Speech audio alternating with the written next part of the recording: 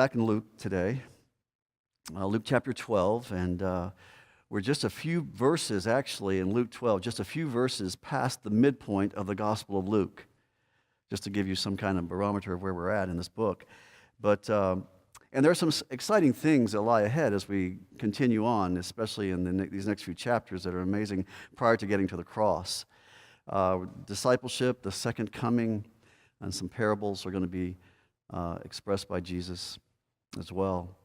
Let me just read the 7 verses that I'm going to look at this morning as we continue in this section. Verse 1 says, "Under these circumstances, after so many thousands of people had gathered together that they were stepping on one another, he began saying to his disciples, first of all, 'Beware of the leaven of the Pharisees, which is hypocrisy. But there is nothing covered up that will not be revealed, and hidden that will not be known. Accordingly, whatever you have said in the dark will be heard in the light, and what you have whispered in the inner rooms will be proclaimed upon the housetops. I say to you, my friends, do not be afraid of those who kill the body, and after that have no more that they can do. But I will warn you to whom to fear. Fear the one who, after he has killed, has authority to cast into hell. Yes, I tell you, fear him. And are not 5 sparrows sold for 2 cents? Yet not one of them is forgotten before God. Indeed, the very hairs of your head are all numbered. Do not fear. You are more valuable than many sparrows.'" As we come into chapter 12, back in chapter 11, you may recall there was a very heated argument going on, or debate going on, regarding Jesus. Does his power come from Satan, or does his power come from God? That was one of the debates. Another debate was with Jesus and the Pharisees at lunch at the very end of the chapter, where he was basically calling them hypocrites, calling them whitewashed tombs, though the term is not used there, it's used in other places. You look so good on the outside, but inside you're dead. That's hypocrisy. You give an appearance of one thing, but you're something else. And he basically pronounces woes on them at the end of that chapter. So much so that you see in verse 53 of chapter 11, when he left there, the scribes and the Pharisees began to be very hostile and to question him closely on many subjects. And basically what they're doing is they're going to seek how they're going to get rid of him. The opposition is going to increase as we move to the cross. And secondly, how to discredit him, listening closely, looking for some misstep, something of which they can discredit him in the eyes of the people. So all of that is in mind as you come to chapter 12. The crowd is huge, as we see in verse 1. People are stepping on one another, as you see in verse 1. And this begins a long discourse to this crowd of people that is going to go from verse 1 of chapter 12 all the way to chapter 13, verse 9. And what's interesting in that is, though there are going to be many blessings said and many positive things said on Jesus' part, the backdrop of this section really is about judgment. Judgment. Let me show you some sample verses. One we just looked at and read a few moments ago, verse 5. "I warn you whom to fear. Fear the one who, after he is killed, has authority to cast you into hell." Look at verses 19 and 20 of Luke 12. "I will say to my soul, soul, you have many goods laid up for many years. Take ease, eat, drink, and be merry. But God said, you fool, this very night your soul is required of you, and now you own what you have prepared." See that in verse 20? Verse 35, "Be dressed in readiness and keep your lamps lit." This is regarding the second coming of Christ. Be ready. Be ready. Have your lamp lit. Verse 40 of chapter 12, "You too be ready, for the Son of Man is coming in an hour that you do not expect." That's sort of the same section of 35 and 40, or sort of the same section. Verse 46, "The master of that slave will come on a day when he does not expect him, in an hour he does not know, and will cut him in pieces and assign him a place with the unbelievers." See that? We got a backdrop of judgment in this discourse that Christ is making to this large crowd of people. Verse 5 of chapter 13, "I tell you, no, but unless you repent, you will all likewise perish." In verse 9, "If it bears fruit next year, fine, but if not, cut it down." These are just a passage with this backdrop of judgment. He's going to say some other things of blessing in here, for sure. But this is the sort of backdrop. This is sort of behind the scenes of what's sort of behind all of the things that he is saying.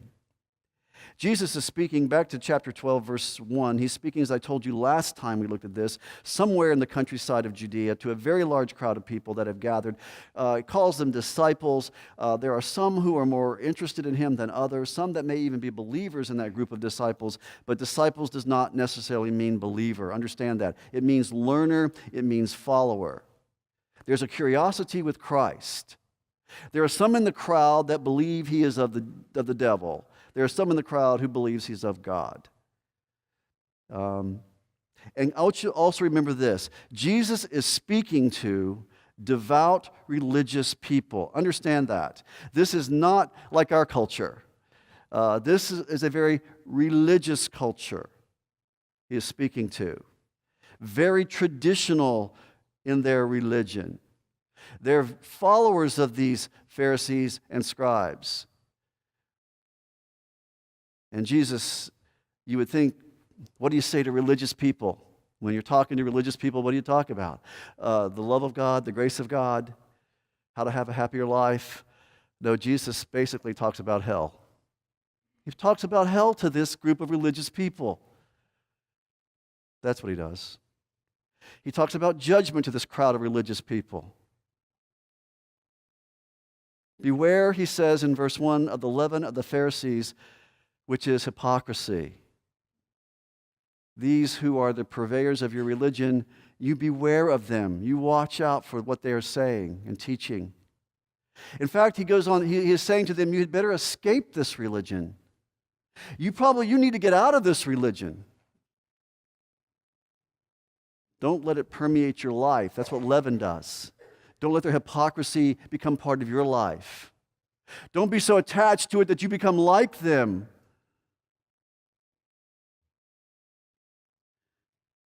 See, because verse 5 I just read to you, that's where he's headed. I warn you, to whom to fear the one who after he is killed, has authority to cast you into hell. See, most people think hell is a place for Hitler. They're fine if you say, oh, there is a hell for Hitler. They'll say that, then maybe Stalin and Saddam Hussein, or mass murderers, or people who are just really grossly immoral. But understand, in hell, that group is going to be the minority in hell. The majority of the people in hell will be religious people who followed a religion that took them down the wrong path, who followed a religion that promised life but did not deliver, followed a religion that was not the narrow way but was the broad way, was not the narrow gate but was the wide gate. It was a religion that was man-centered, not God-centered. A religion that spoke of man's efforts to get to God rather than God coming down to man. That's the difference, folks, right there. I've said it over and over to you. That's what sets Christianity apart. We are about God coming down to us, not us trying to get to God. Man's religions are all the efforts to somehow earn points with God. Christ got all the points I need. I trust him.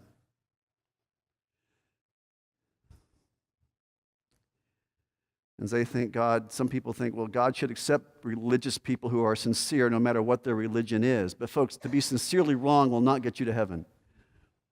Sincerity is not the measure. See, these people all expected, this crowd, they all expected to go to heaven because they're good religious people, and after all, they are worshiping the God of the Old Testament. After all, they are believing in the Old Testament scriptures. After all, they are looking for the Messiah. But Jesus warns them about going to hell by these leaders who are purveyors of apostate Judaism. They had long ago abandoned the true worship of the Old Testament.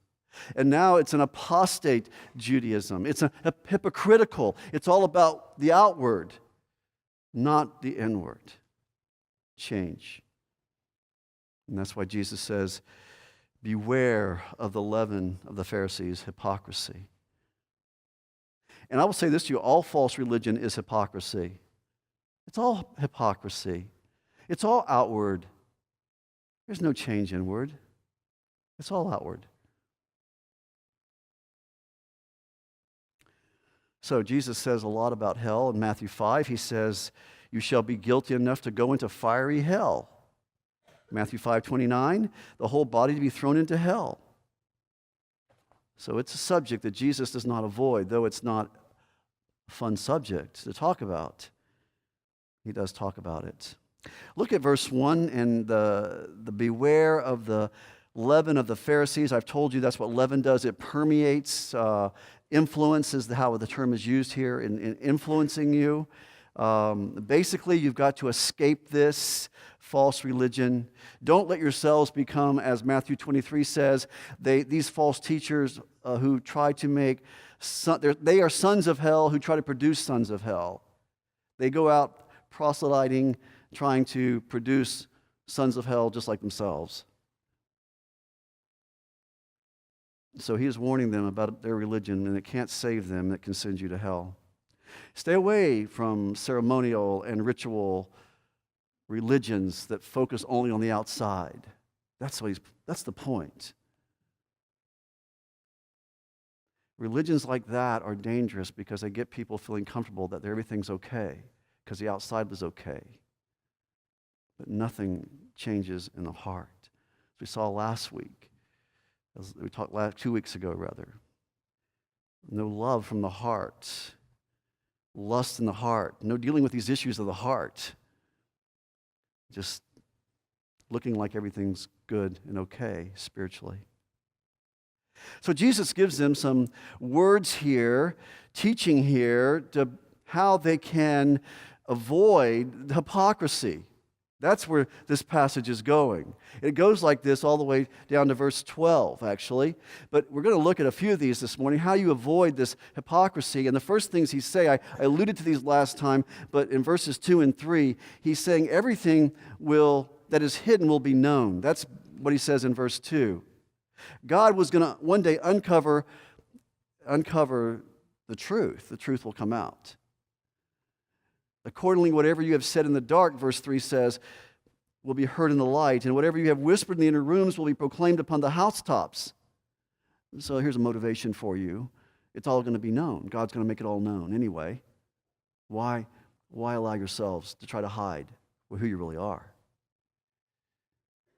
Because God will uncover the truth. No one will escape this exposure. Verse 14 of Ecclesiastes 12, for God will bring every act to judgment, everything which is hidden, whether it's good or evil. He will render, according to Romans 2:6, to each man according to his deeds. Verse 16, on the day when, according to my gospel, God will judge the secrets of men through Jesus Christ. And 1 Corinthians 4:5, therefore do not go on passing judgment for the time, but wait until the Lord comes, who will bring to light things hidden in darkness and disclose the motives of men's hearts. So this is God just knowing the truth, and he will expose the truth one day. See, hypocrites know they're hypocrites. They know that they are teaching one thing, these false teachers especially, they're teaching one thing and living something else. They know that. They're good at self-deception. They know their heart is corrupt. They know there's something amiss inside. They know whether their salvation is real or not. They know if they have power over their sin or not. They know if they have desires for holiness or not. You can say those things to them, and they know. They know they don't have those things. They know they don't have true joy. And they really know this if they associate with non-hypocrites, because they see the difference. They say, wow, it's not me. So, he's saying avoid this false religion. Tares and wheat are hard for us to know outwardly. We can't tell the difference, but God knows. God knows who is true. In the church today, it's easy to make a profession about something and your heart not be connected to what you just said. You can say you have a relationship with God, but that doesn't mean you really have a relationship with God. We accommodate that. The church accommodates that. That words are all that matter, just so you say the right things. It's all that matters. They said it, but their heart was so disconnected from what they just said. That happens a lot. In verse 3, he uses the word inner room. I told you a couple weeks ago, that referred to some homes would have the inner room, basically a room where you would keep things from robbers, or you would keep things, or you wanted to have private conversations, you would go to the inner room of the house. It didn't have outer walls. It just, in terms of to the outside, it just had your wall inside your house. And Jesus is saying there, whatever is on the inner life, the inner heart of a person, that will be revealed. That's what he's saying. It will be exposed. In fact, he says the housetops. The housetops is where you would go on these flat homes to declare something. It will be declared from the housetops. So it will be made known. Everything is going to be made known. One day, Revelation 20 says, the books will be open. Revelation 20, 11 through 15. And every man is going to be judged out of those books. So, he starts by giving those strong words of why you want to avoid hypocrisy, why you religious people want to beware of the leaven of the Pharisees, hypocrisy, why you want to stay away from hypocrisy. In verses 4 and 5, he says to them, hypocrisy will lead to hell. You see in verse 4, I say to you, my friends, do not be afraid of those who kill the body, and after they have no more, what can they do? He's giving an extreme illustration here. I think what it means is basically, don't be afraid of those people when the worst they can do to you is kill you. That's the worst they can do, is kill you. He's just using an extreme example. They can do a lot of things short of that. So he just takes the extreme and say the worst they can do is kill you.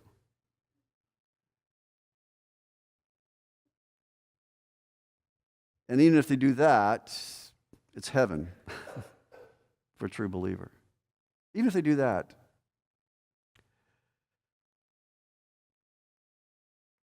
But the worst they can do that could ever happen to any of us is that someone would kill us because we are Christian, because we reject their false religion, because we reject to go the path they're going down.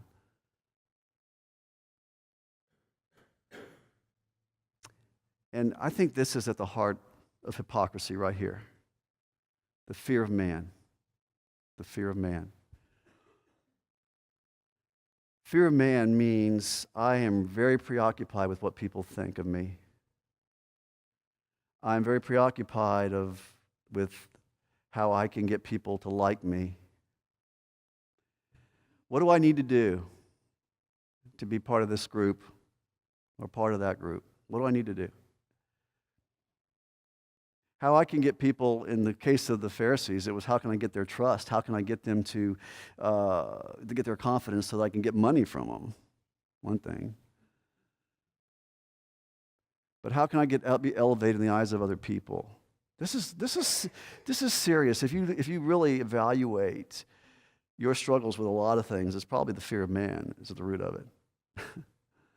That makes you do things contrary to what you really believe in your heart, maybe. Maybe you're a Christian. Maybe it makes you do things really contrary to what you believe is right in your own heart. But because you want to be part of that group so bad, and you fear man. See, what basically is that man controls your actions. Somebody else is controlling your actions other than God. That's fear of man. That's why Proverbs calls it a snare. It's a trap.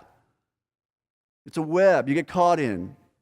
I'm trying to please everybody, so I don't care. I believe this in my heart, but I'm going to do these actions. Or I don't believe it in my heart, but I'm going to do it because I want to be part of this group. I don't know, but fear of man is the problem. Listen, you look at the biggest reasons people are Christians, unchristians. You look at our world, it's all about fear of man, I promise you. Because the opposite of that is fearing God. Are you a God-fearer or a man-fearer? Man-fearer. That's the question. See, I think that's the root of this, of hypocrisy. Fearing man will lead you to hell. Doesn't mean as a Christian we don't fall into it at times. We certainly do. I do. But that's where your focus is, on pleasing men. Your focus is on fear. Fear is to trust. Trusting man rather than trusting God. Looking to man to meet some need I have that only God can meet.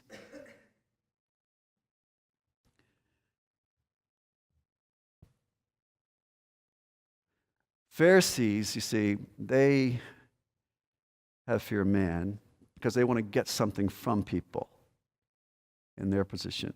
They want to get the loyalty of the people, money from the people. They want to have the best seats. They want to be elevated in the eyes of the people.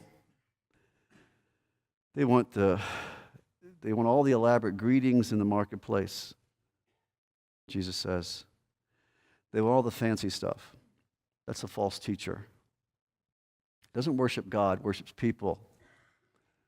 It's important to keep the people happy so the people will meet me, give me what I want. There are so many angles to this issue.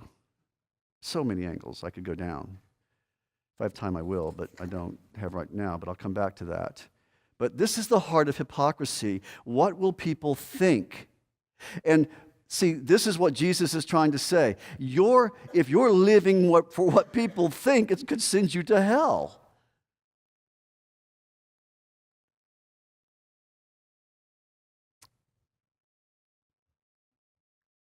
In the worst case scenario, people fear dying, and the worst thing that could happen is they might kill you, but the best thing that could happen to you is death if you're a Christian. It's promotion time into heaven.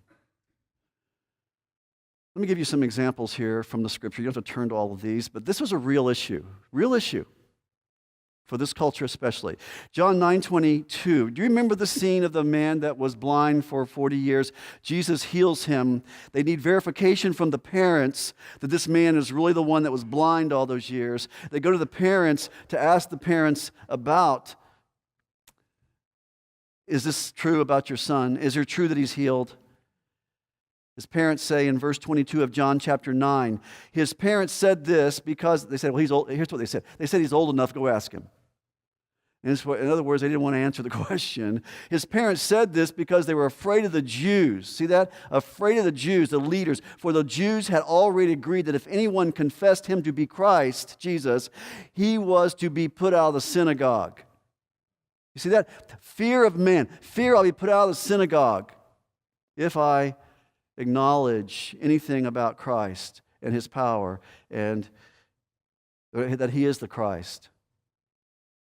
In John 12, verse 37 through 43, it says this. I'm not going to read all of this, but just a couple of these verses. He says, but though he had performed so many signs before them, get that, so many miracles, so much evidence in front of everybody, they were not believing in him. It does say some of the leaders did believe in him, but because of the Pharisees, they were not confessing him for fear that they would be put out of the synagogue. Here's what he says. They love the approval of men rather than the approval of God. See that? Hypocrisy. Thinking one thing, doing something else. That's what I told you last time I preached was about Peter.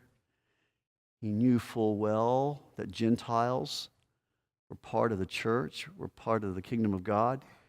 He ate with them until the circumcision party came to town, and he wouldn't eat with them anymore. And Paul says, Peter, you're a hypocrite. That's hypocrisy. Let these men control you. Do you fear these men more than you fear God? It will make you do something like that. John 7:11. So the Jews were seeking him at the feast and were saying, where is he? And there was much grumbling among the crowds concerning him. Some were saying he's a good man. Others were saying, no, he leads the people astray. Yet no one was speaking openly. John 7:13 says, No one was speaking openly of him for fear of the Jews. See, that's why Proverbs 29, I think the backdrop of this passage is Proverbs 29:25. The fear of man brings a snare, but he who trusts in the Lord will be exalted. Trusting in man will bring a snare. Trusting in the Lord will bring exaltation.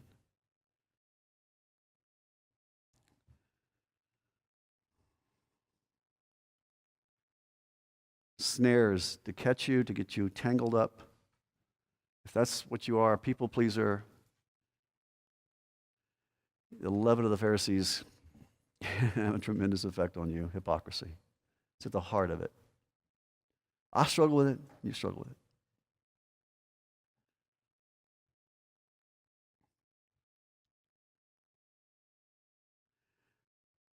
In verse 5, he says, don't fear man. He says, I will warn you who you should fear. Fear the one who, after he has killed, has authority to cast into hell. Yes, I tell you, fear him. See that phrase, yes, I tell you, fear him? You say, who's that?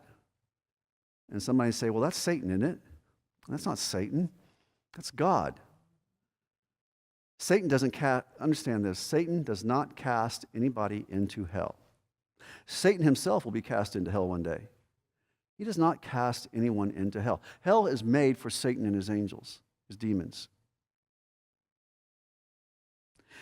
He's not the king of hell. God's the king of hell. God rules over hell. And no place in the Bible, and I thought some good comments this morning in our Sunday school class is about, we're never told anywhere to fear Satan. You're not told to fear Satan. If you're a Christian, you're not to fear Satan. If you're not a Christian, then you are of your father the devil. You are in his domain. But if you're a Christian, greater is he that is in you than he is in the world. We're never told to fear Satan.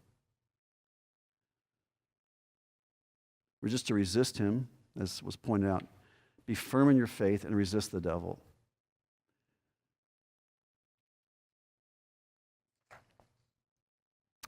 It says, the fear of the Lord is the beginning of wisdom in Proverbs. Everything in my Christian life starts with fearing God. We used to call people God-fearers. That means they were godly people. That means they were people who were submitted to God. That meant they were people who trusted God, who looked to God. It's not that they just ran and hid. It's that they knew they were right with God, though they were sinners. They knew they had a right standing with God because even though they were sinners. They knew they were forgiven because of Christ. They were God-fearers in that sense. And they know that he has the power over life and death.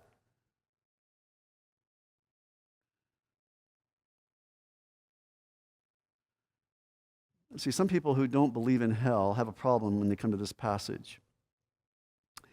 They want to call that word hell there in verse 5 the grave. The grave. That he has the authority, the one who has the authority to cast you into the grave. Don't fear men. All they can do is kill you. Fear God who can kill you and cast you into the grave. That makes no sense. How is that a contrast? God can do no more to you than man can do to you. Man can throw you in a grave. See, there's a contrast going on here. A contrast. The contrast is man can kill you. That's the end of his ability. He has no more ability, nothing else over you. He can drag your body through the streets if he wants to, but you don't care. But God can kill you, and he can cast you into hell. In other words, there's something beyond death. There's something beyond death. And this verse points to that. And cast you into hell. It is appointed a man once to die, and after this, we all have an appointment with death, God's given us an appointed time when we're going to die, and after that, something else happens. It's not reincarnation. It's not annihilation. Something happens to us.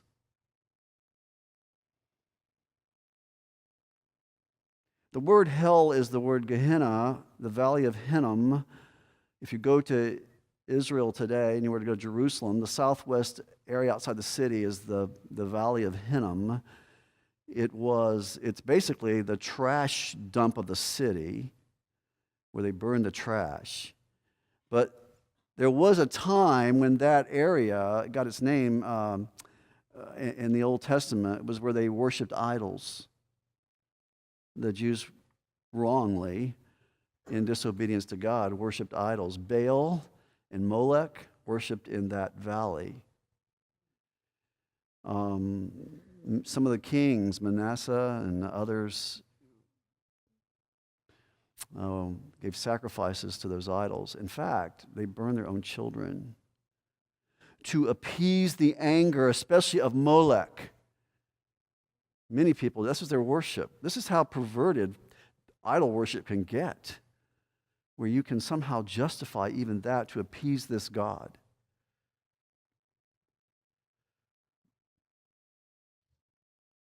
Eventually, Josiah comes along and puts an end to that. And no more Valley of Hinnom anymore for that purpose. And he just turns it into a trash dump. And it's always smoldering, it's always burning. And the Jews just took the term Hinnom, Gehenna, and made it the term for hell. But that's the picture of hell. Always burning.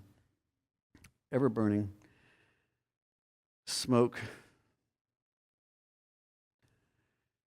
And Jesus says it's going to be a place of weeping and gnashing of teeth, darkness, torment, and burning.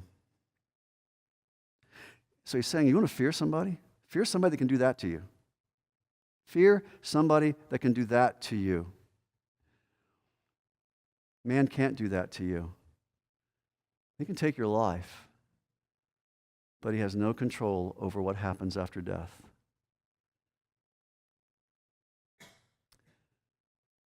That's pretty strong. How do you avoid being a hypocrite? Stop fearing man and fear God. That's what he's saying to him. He has these words, and another reason is just the divine omniscience of God. Once again, verse 6 and 7. When you read these words in other contexts, they're really more comforting than they are here. The context here is in the context of hypocrisy. The context here is in the context of fearing God and not fearing man. And Jesus says, "Are not 5 sparrows sold for 2 cents, yet not one of them is forgotten before God? Indeed, the very hairs of your head are all numbered. Do not fear, you are more valuable than many sparrows." As a believer, I find those things very comforting. But an unbeliever would not find those words comforting. The divine omniscience of God is a comforting doctrine to me as a Christian. It is not a comforting doctrine to an unbeliever. God knows everything about you. You can't hide anything about you from God.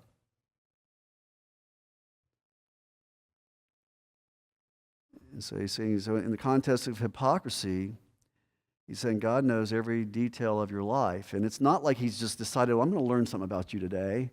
No, he just knows it. He never learns anything. He never researches anything. He never goes to the internet. He never does any of that. He knows it all. He knows about sparrows. Sparrows are so insignificant. I had one trapped in my garage the other day. The possum was there a month ago. Now it's a sparrow. A sparrow was trapped in there. Just a little bird. This was, in the marketplace, food for the poor. They would catch these in nets and would defeather them and roast them, and that was a meal for poor people. So this is a very, nobody would think about a sparrow. It's sold so cheaply. Small bird. But God notices them. God knows about them.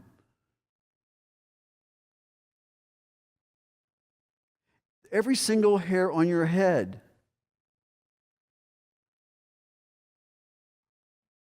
It's numbered. You look in the mirror and you say, how many hairs on my head? I mean, you have no idea. For some people may, but some people had no idea.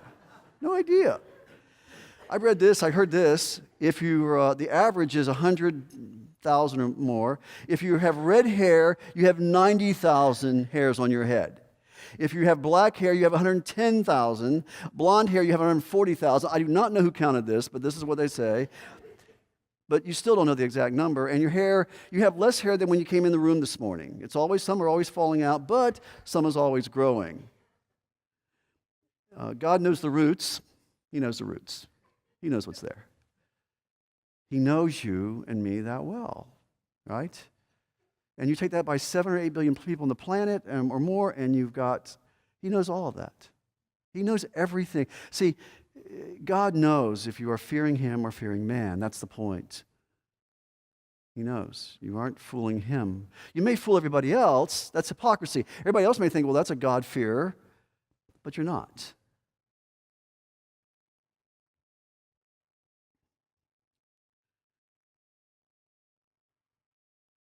And then he says this at the end of verse 7, do not fear.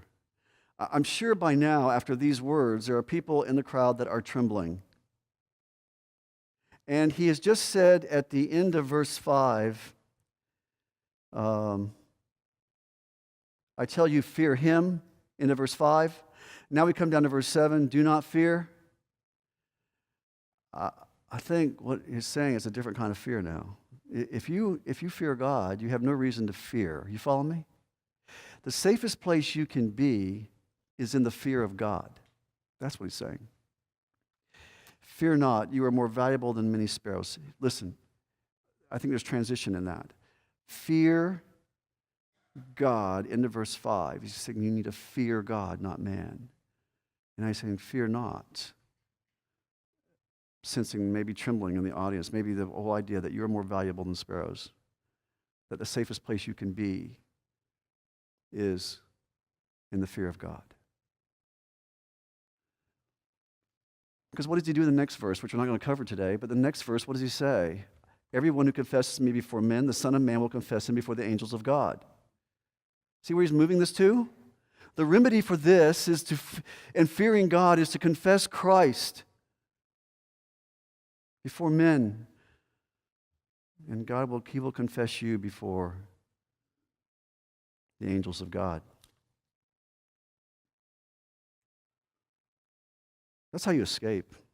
That's how you escape hell. That's how you escape hypocrisy, by confessing Christ. That's where he's leading us, people. Get out of your religion. Get out of your false religion. Don't let it take over your lives and permeate your lives and be hypocrites like your leaders. Fear God. He knows you. You can't hide anything from him.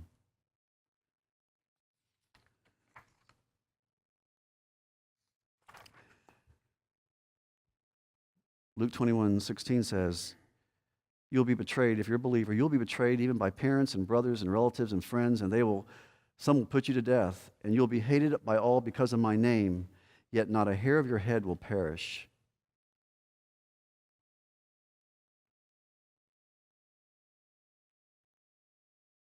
See, hypocrisy, why does this matter?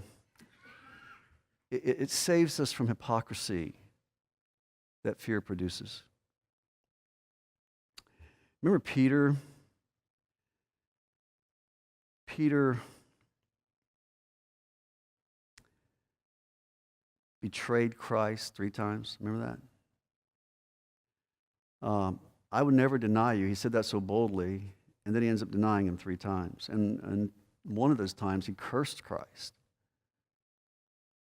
And it wasn't like his life was being threatened for saying it. He was just, some girl said it servants of the priest said it around a fire. And I don't know the man. I don't know the man. And he swears, I don't know the man. And then he makes eye contact with Jesus, whom he's followed for 3 years.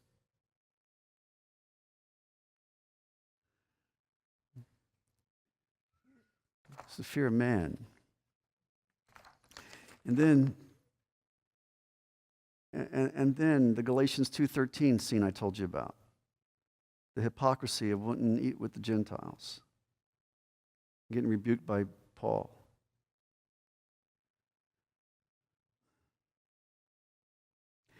I love what he eventually learns in 1 Peter 3:13. Who is there to harm you if you prove zealous for what is good? But even if you should suffer for the sake of righteousness, you are blessed. And do not fear their intimidation, and do not be troubled. See, he learned it. He learned it. He learned that the fear of man was a snare.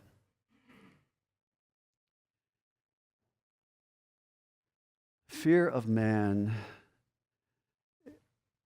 shows us where we put our allegiances, where we put our loyalty.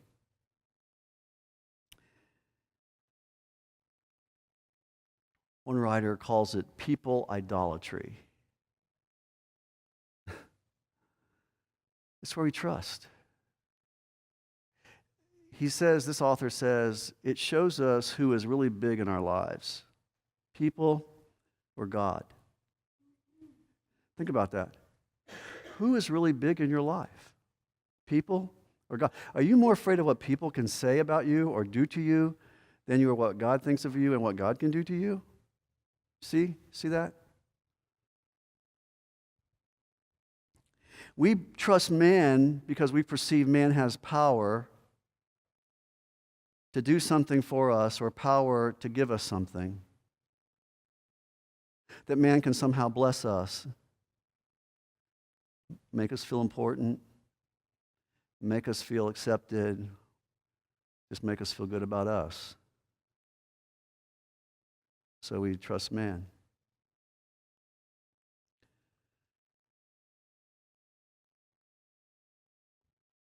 One of the best books I've ever read is by Ed Welch called When People Are Big and God is Small. Get that book. When people are big and God is small.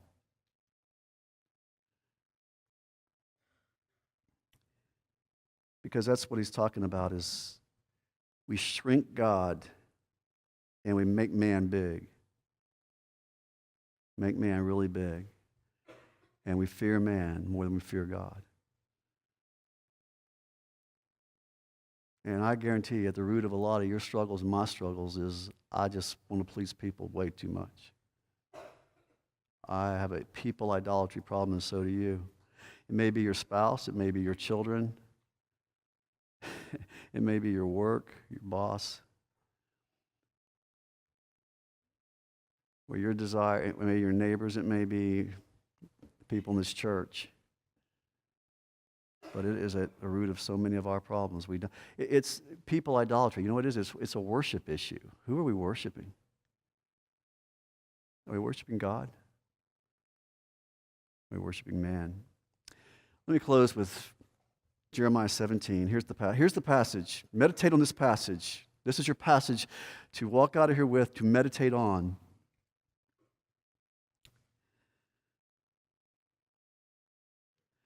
Jeremiah 17, 5 through 8.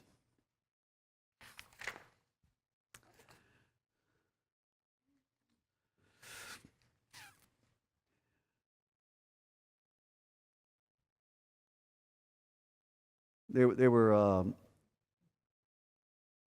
southern kingdom was facing being conquered by the Babylonians. That's sort of the context. They're looking for alliances with other nations to help protect them. Sort of a little bit of the background. There's more to it than that, but that's sort of the general idea. And God really rebukes them here. He says to them, "Thus says the Lord, cursed is the man who trusts in mankind." You could put the word fears. Fear is not in the sense that I'm scared of somebody. The fear as much as I trust in something. I trust in mankind. And makes flesh his strength, and whose heart turns away from the Lord. He will be like a bush in the desert.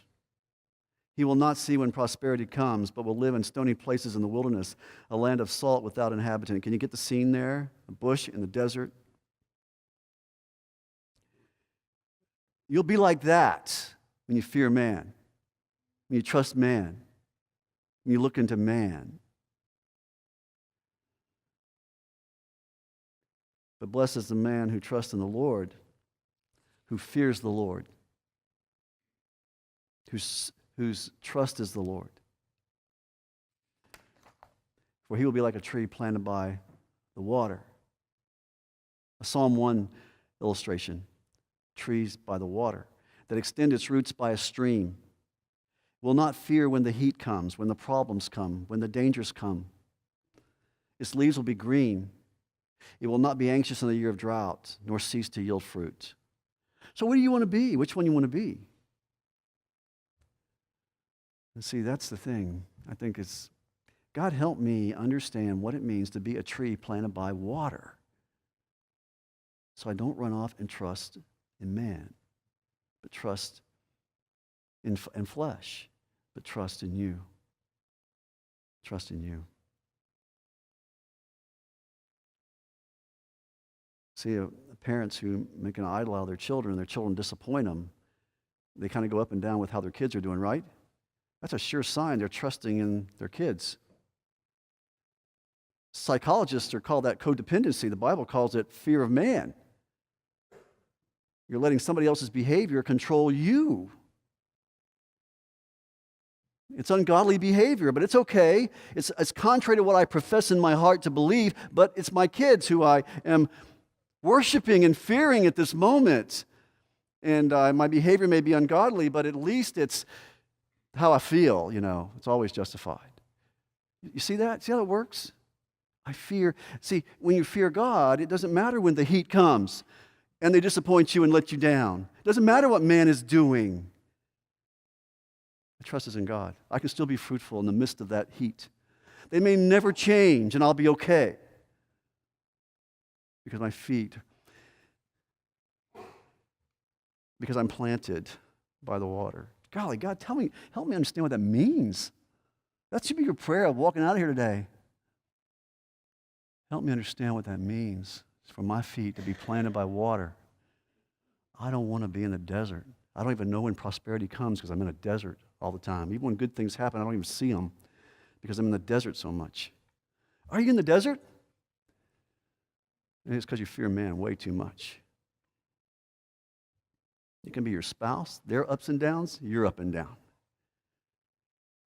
Their behavior's right, you're great. Their behavior's bad, you're horrible. See that? See how that works? I guarantee you, if you sit and think about it long enough, you'll say, yeah, I see it myself.